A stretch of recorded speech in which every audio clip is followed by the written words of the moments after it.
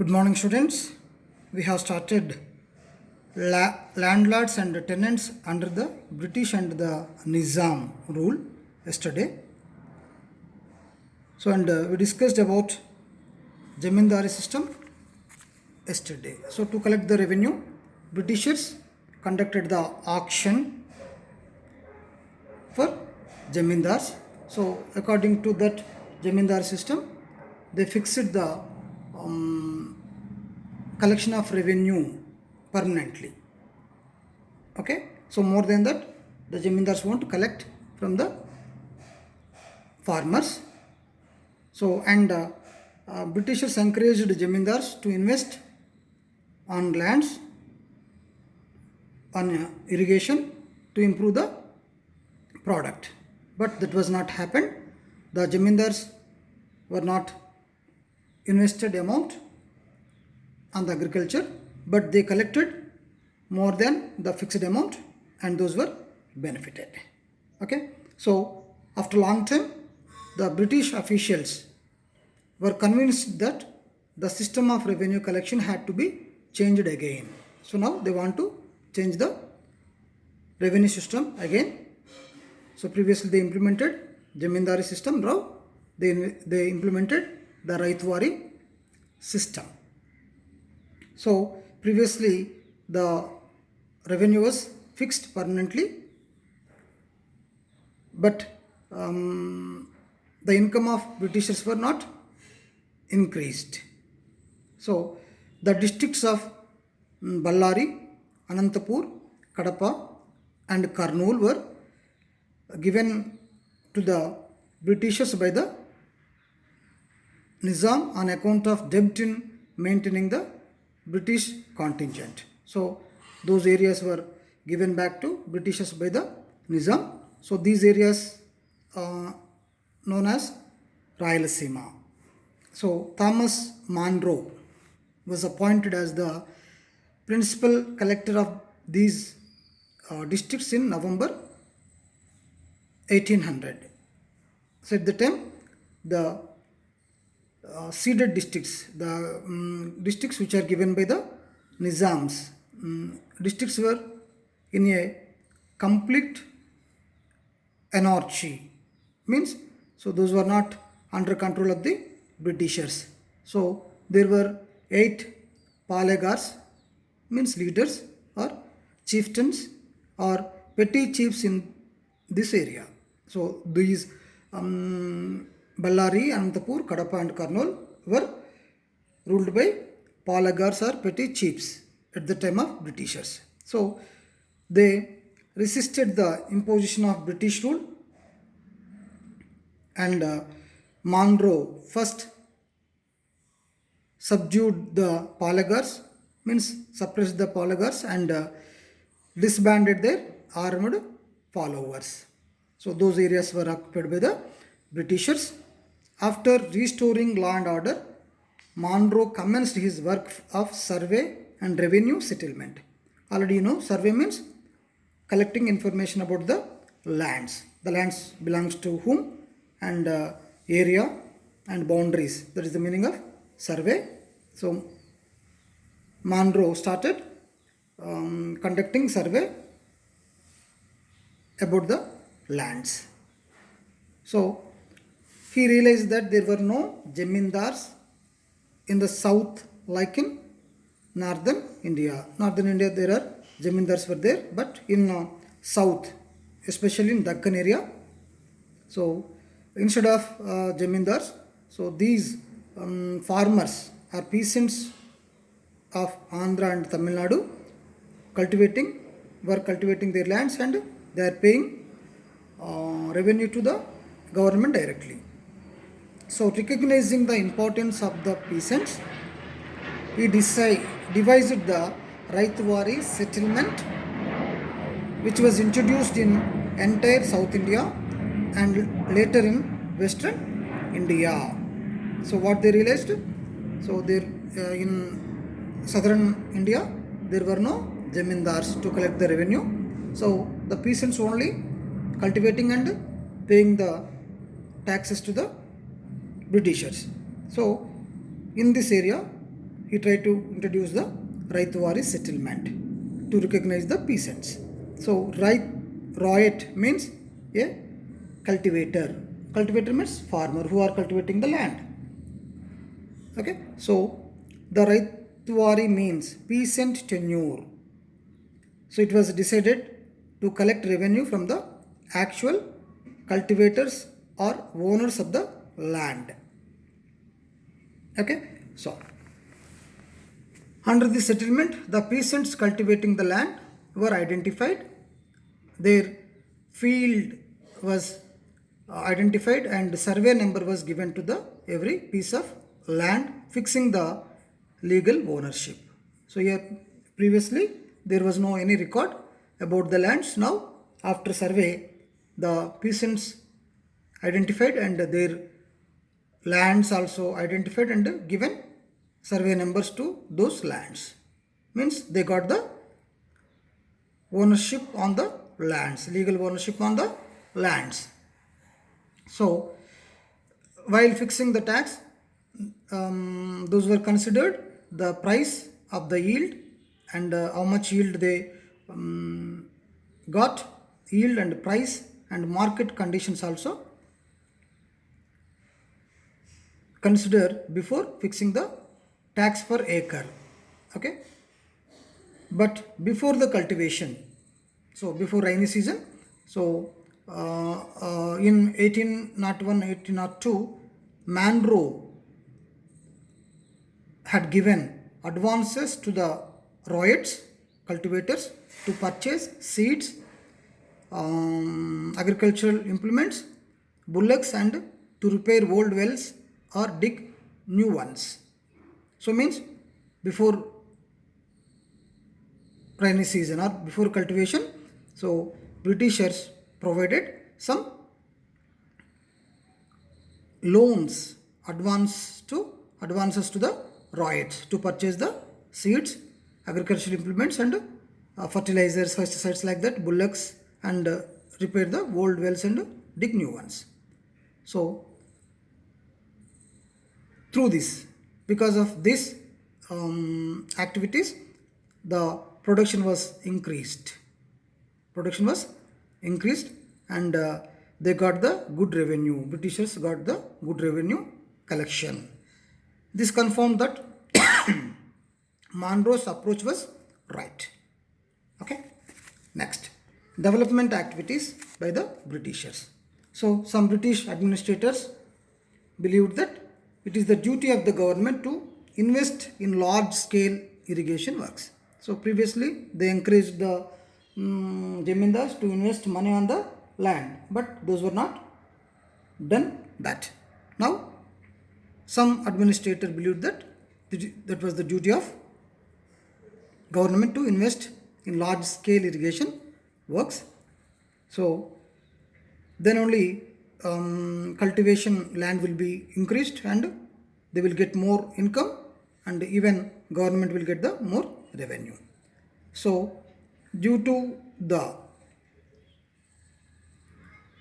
untiring efforts of Sri Ardhar Cotton and Ancute means check dams or dams across the Godavari river at Dhavaleshwaram was completed in 1849. So Ardhar Cotton constructed one dam on Godavari near Dhavaleshwaram in 1849 to provide water. So immediately in the next year they got good yield in that area. Okay. Next, similarly another dam was built over the Krishna river at Vijayawada in 1854, which brought prosperity to the delta area. So that Ardhar Cotton was constructed two dams, one on Godavari and another one on Krishna in 1849 and 1854. Okay. So after 1857, the Kurnool Kadapa canal was built to bring waters to the dry areas of Rayalaseema. So these measures, even though significant, had a very limited impact as they covered only small regions. So because of dams, only some areas only benefited. So most part of the country still continued to depend upon rainfall. So the expectation that the Jamindars and prosperous royals would invest in smaller irrigation projects like wells and tanks did not materialize. So the result of Raitwari system. So even the Raitwari areas, the land revenue was fixed at a very high level. So in Jamindari system and Raitwari system are same, the revenue was more. They fixed the taxes more. So here, unlike the Jamindari areas, it was fixed for 20 to 30 years. In the Jamindari system, the revenue was fixed permanently. But here, they fixed for 20 or 30 years. So after the expiry of the tenure period, the revenue was revised based on the conditions. Okay, next.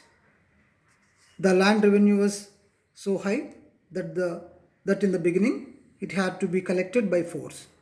Later, the prices of the produce was increased. So farmers earned more profits on the produce. Okay. Soon the Raitwari area too was full of landlords. So this situation was utilized by the landlords. So who rented out their lands to helpless tenants for a very high rents. So because of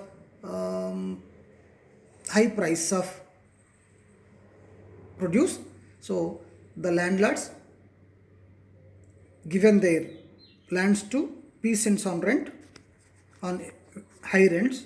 So the tenants had to pay rent that was 3 to 7 times more than the land revenue paid by the royals to the government. So what was the rent?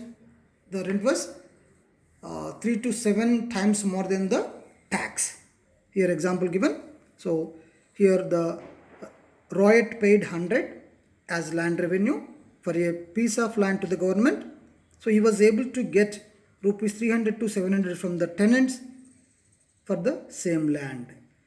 If the landlords given land to peasants on lease, he will get more income.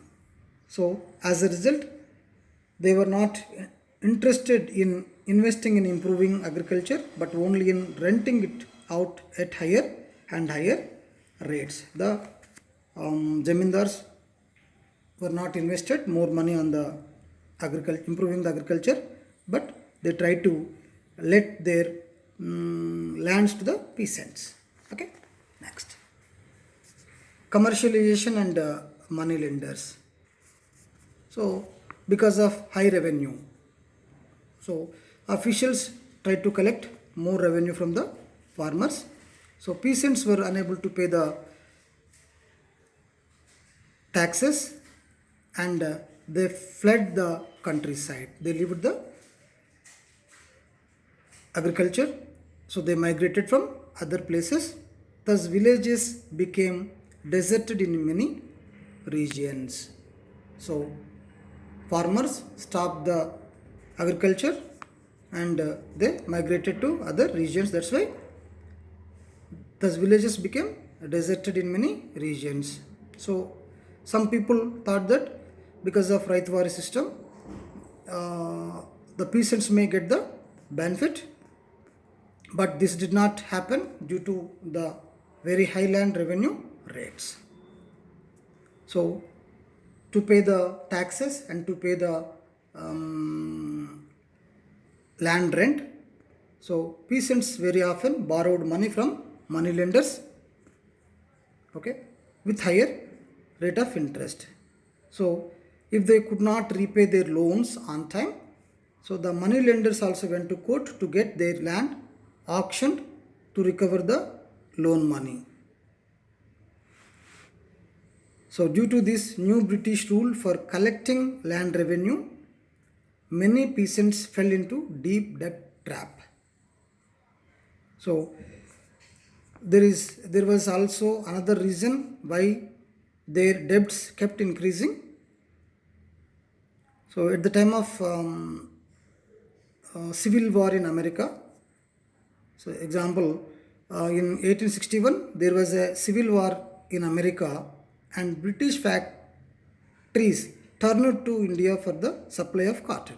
So at the time of civil war, so Americans unable to cultivate the cotton, so cotton supply was declined in the America. So that's why British factories, so textile factories turned to India for the supply of cotton. So as a result, suddenly the demand for cotton increased in India. So prices of cotton also increased. So that's why farmers began taking loans to grow the cotton in the hope of getting high prices in India. So the civil war, so almost 4 years, they earned more profits by cultivating cotton. But in the year 1865, the civil war was ended. Immediately, the demand for cotton declined in India. So at the time of civil war, the cotton rate was 12 annas per kilo in 1864. Now fetched, now come down only 6 annas per kilo. So to cultivate cotton more, peasants took more loans, but now they are unable to repay the loans. The money lenders became richer and richer as more and more peasants came under their trap. So even in the riots of Ganjam, so one area was affected more. Okay, those also tried to produce more cotton. So because of decline of demand, they suffered a lot. Okay, not only that, rice became scarce since cotton was grown on the fields where previously paddy was cultivated. Instead of cultivating paddy, what they cultivated?